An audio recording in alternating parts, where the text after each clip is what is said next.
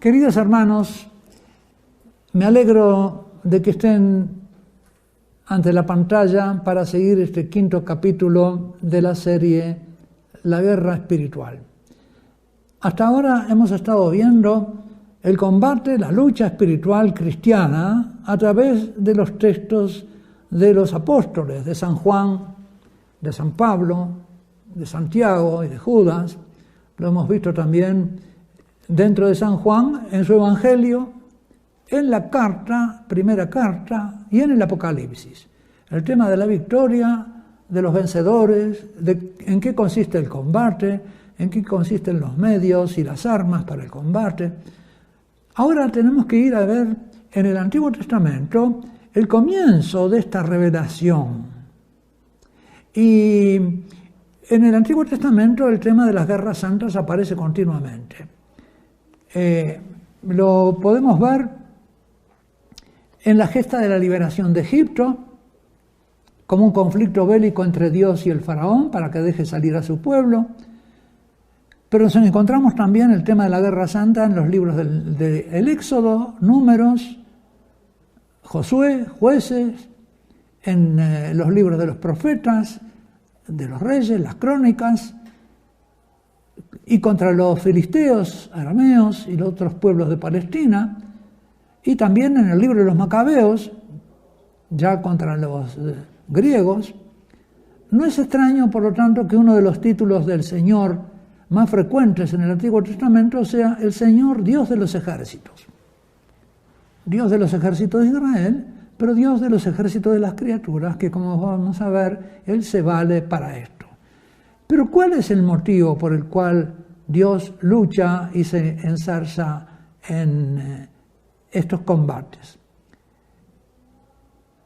Si queremos saber por qué las guerras en el Antiguo Testamento, podemos ir a la primera guerra que encontramos en el libro del Génesis, y es la guerra que hace Abraham para liberar a su sobrino Lot y a su familia, que había sido llevado como prisioneros de guerra y como esclavos en una guerra que invadió la ciudad de Sodoma y Gomorra, donde estaba Lot.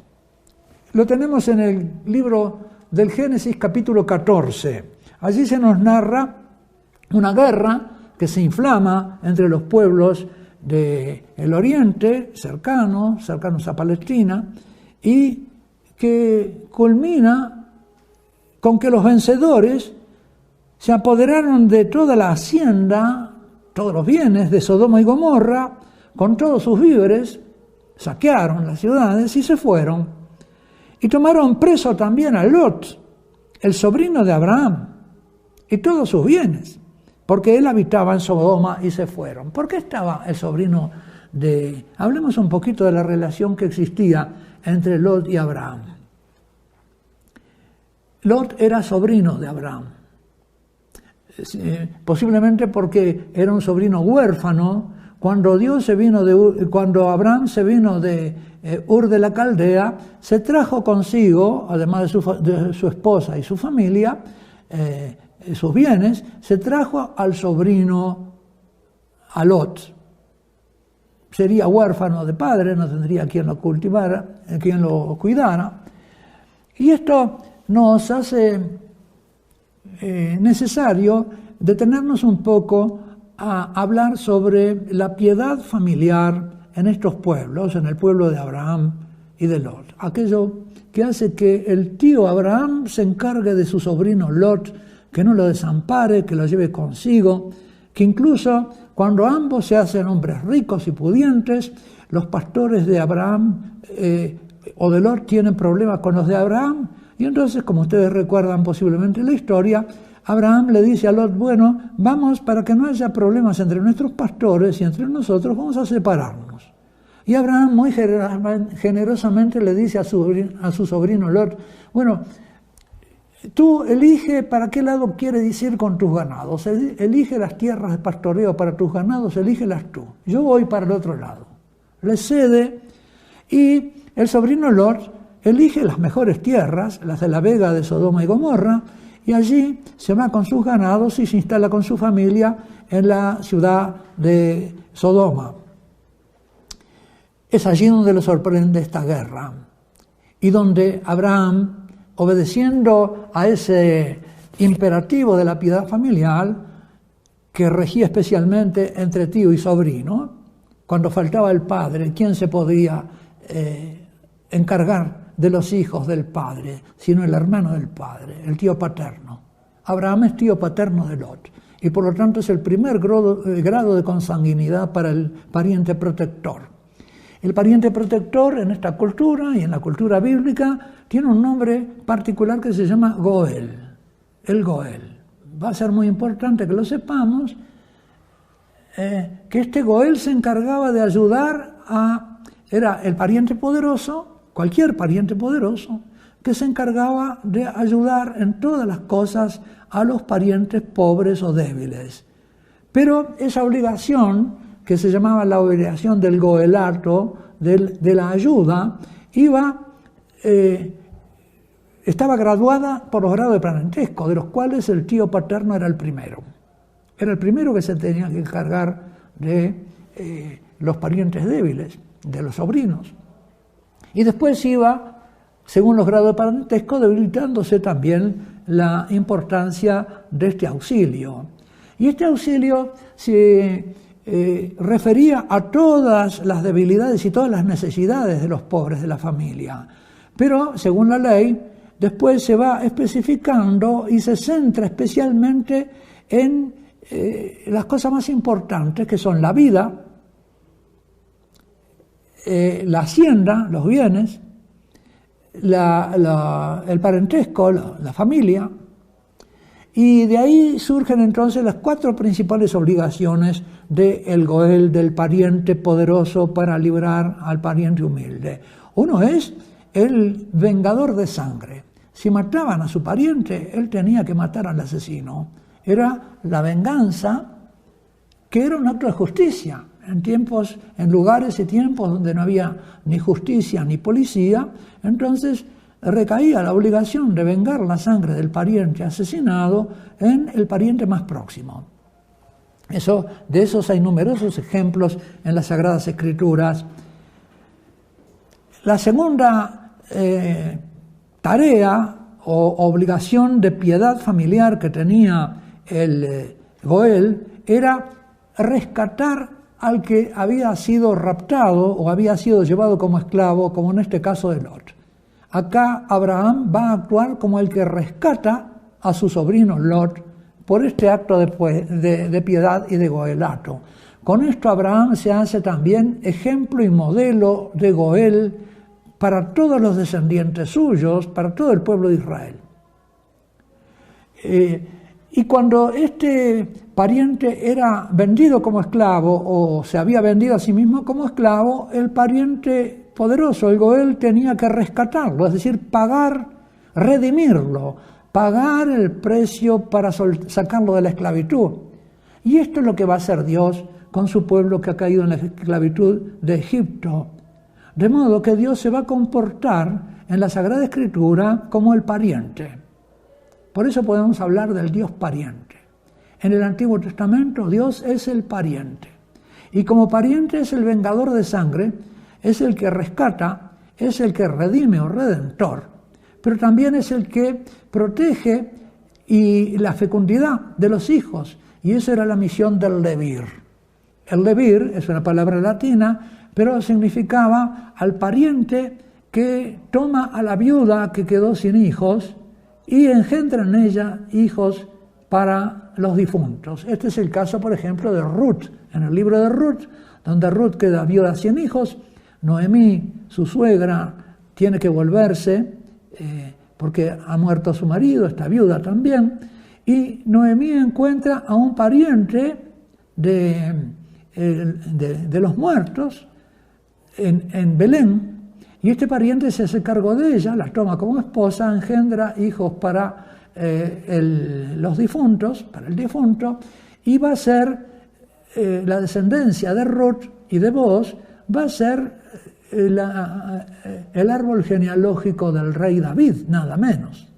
Así que el rey David nace o se origina, su descendencia, de este acto de piedad del levirato. Y en el libro de Ruth también se condena muy enérgicamente a una persona que estaba antes que vos y que tenía que rescatar juntamente con la viuda de las tierras, pero él quería encargarse solamente de las tierras y no de la viuda, puramente por intereses económicos, no por la piedad familiar. Esto es muy importante. ¿Por qué? Porque nos va a explicar que las guerras de Israel y las guerras en que Dios defiende a su pueblo, lo hace en razón de la alianza y en la razón de un vínculo de alianza y de parentesco con ese pueblo, y él está actuando como el pariente protector y como el pariente auxiliador. Y que por eso también, cuando el pariente protector y auxiliador es olvidado por sus parientes y no es tenido en cuenta, los deja en manos de sus enemigos hasta que ellos se vuelven a él para pedirle auxilio. Y esta es la teología del libro de los Jueces y la teología del Antiguo Testamento y de las guerras de Dios en el Antiguo Testamento. Veamos un poco entonces con esta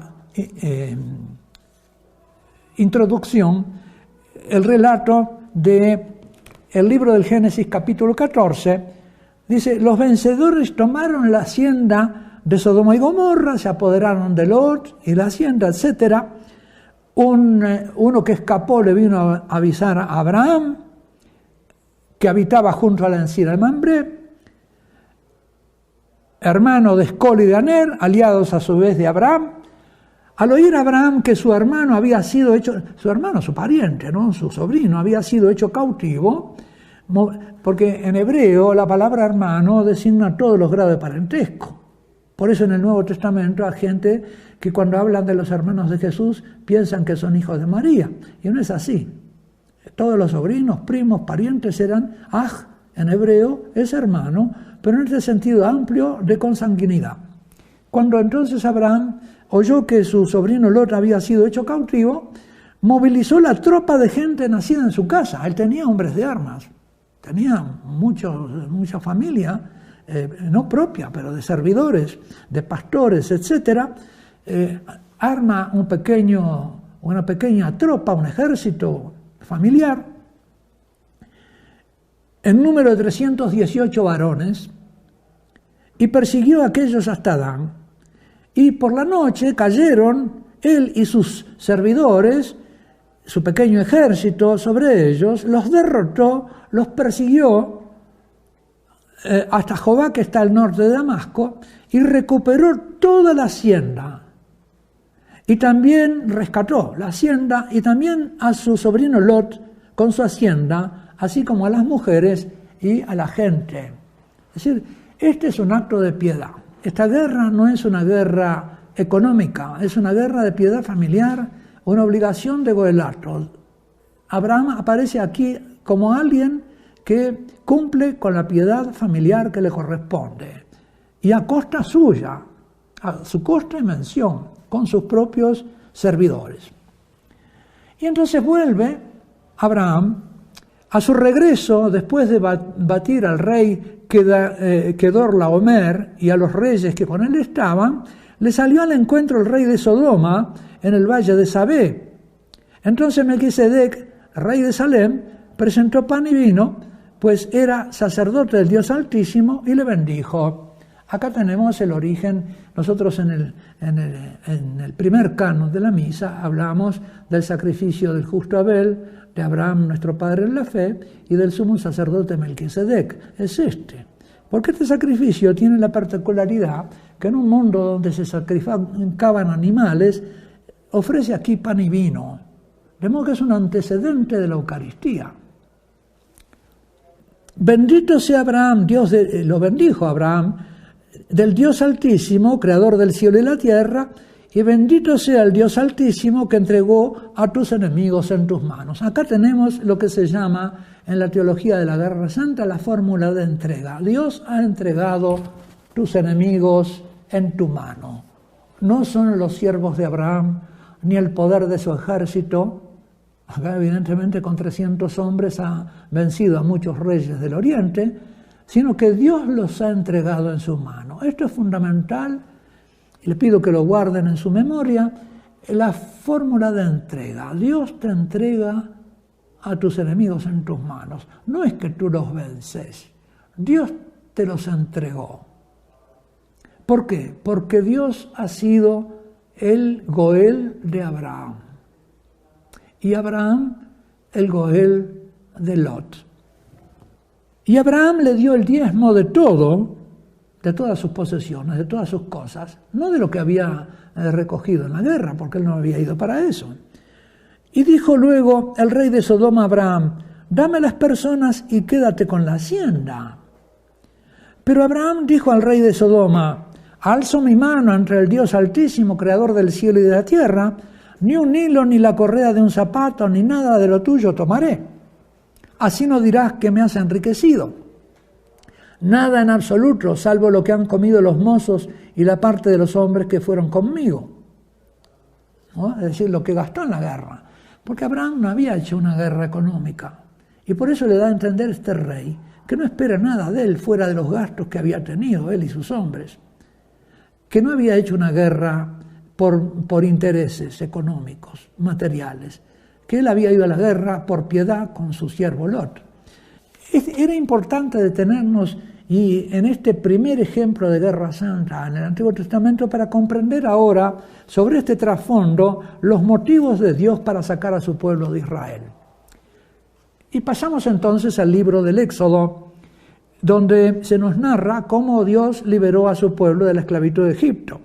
Sabemos que los hijos de Abraham llegaron a Egipto porque había hambre en el país, y allí se multiplicaron y crecieron. Y que fueron, con la historia de José, sabemos que José fue un hombre de confianza de uno de los emperadores. Pero ahora nos dice el libro del Éxodo, en el capítulo 1, versículo 8, que subió al trono en Egipto un nuevo rey que no había conocido a José y a sus hermanos, que no conocía a los israelitas, que era enemigo de ellos, o por lo menos les tenía miedo. Acá está el miedo del rey. Muy importante el tema del amor, es del miedo. Donde hablamos del amor, tenemos que tener en cuenta a su antagonista, el miedo. Y por eso, el mandamiento del guerrero en la guerra santa, lo vamos a ver, va a ser el no temáis, no tengáis miedo. Va a ser primer mandamiento de los guerreros de la guerra santa en el Antiguo Testamento, y nuestro Señor Jesucristo también va a insistir mucho, ya transponiendo los temas de la guerra santa al combate cristiano, en el no temer, en el tener confianza. En la lucha cristiana tenemos que confiarnos en el Señor, no tenemos que dejarnos llevar por miedos, sino llevar todos nuestros miedos cautivos a Dios, defendernos del miedo porque es un demonio. Recordemos lo que vimos en el capítulo 4, terminando con aquel texto de San Juan en que decía que la caridad perfecta exorciza el miedo. El miedo es demoníaco. Acá el faraón va a tener miedo. El demonio le va a inspirar miedo al faraón para que de esa manera empiece a perseguir a los que Dios ama. Y dijo el faraón: mirad, el pueblo de Israel es más numeroso y fuerte que nosotros. Actuemos con astucia contra ellos, para que no sigan multiplicándose, no sea que en caso de guerra se alíen también con nuestros enemigos, luchen contra nosotros y se marchan del país. Noten aquí el miedo, ¿no? Este pensamiento que le viene al rey, ya una sospecha sin motivo, pero por temor. Y esto lo impulsa entonces a querer dominarlos. Decía Hegel, el filósofo alemán, enseñaba una doctrina que era lo que suelen llamar la dialéctica del amo y el esclavo, según la cual, si tú no dominas al otro, el otro te va a dominar a ti. Y por lo tanto tú tienes que dominar al otro, someterlo. Esa dialéctica del amo y el esclavo la encontramos acá en la Escritura, en el corazón de este rey, que dice: yo a esto lo someto o me someten a mí. Y eso es, digamos, todo lo contrario a lo que en el Nuevo Testamento va a ser la fraternidad. El Nuevo Testamento va a instalar en un mundo donde esto reinaba, porque esto es anterior a Hegel, y Hegel se pone precisamente en continuidad con esto.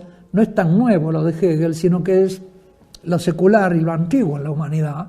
Esa lucha, esa dialéctica en todas las guerras, en que yo me apodero de tus bienes o tú te apoderas de los míos, o que yo aniquilo esta nación porque si no esta nación, las guerras que hemos visto, las guerras mundiales, tienen esta actitud.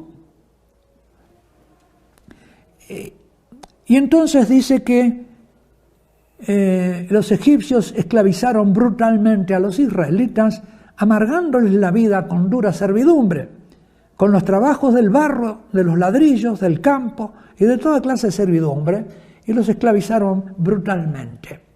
Y con esto, queridos hermanos, nos introducimos en la narración del libro del Génesis, que nos va a mostrar cómo es que Dios salió en defensa de su pueblo. Les adelanto un poco lo que vamos a ver en el 6º capítulo de esta serie de la Guerra Santa, digamos como adelantando el tema. Dios va a mandar a Moisés para que le pida al faraón que deje salir a su pueblo para llevarlo al desierto y que pueda ir rendirle culto en el desierto. Porque como los egipcios adoraban a los animales, los israelitas no podían sacrificar animales si estaban en Israel, en el honor de Dios. Tenían que salir al desierto para allí libremente poder adorar a Dios y rendirle culto. Por lo tanto, la liberación de Egipto va a ser una liberación que tiene una finalidad religiosa. De esto hablaremos, si Dios quiere, en el próximo episodio, capítulo de esta serie. Y mientras tanto, me despido de ustedes y les doy la bendición del Señor. Que Dios Todopoderoso los guarde y bendiga en el nombre del Padre, del Hijo, del Espíritu Santo. Recuerden que tienen un Dios Padre en el cielo que se cuida de ustedes más que un Dios pariente.